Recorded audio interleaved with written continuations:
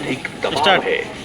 घाटों पर ड्यूटीरत पुलिस और पीएसी कर्मी एवं अर्धसैनिक बलों को निर्देशित किया जाता है।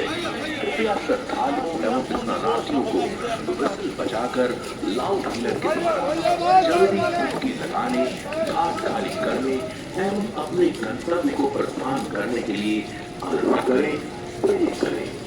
शीघ्र स्नान, सुरक्षित प्रस्थान। धन्यवाद। কুম্ভ মেলা উপলক্ষে আমাদের সিভিল ডিফেন্স, এনডিআরএফ এবং ডিজাস্টার ম্যানেজমেন্টের ক্যাম্প বসেছে।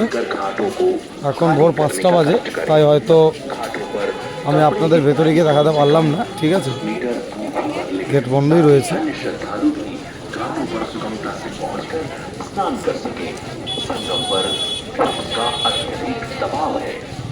घाटों पर ड्यूटीरत पुलिस और पीएसी कर्मी एवं अर्धसैनिक बलों को निर्देशित किया जाता है।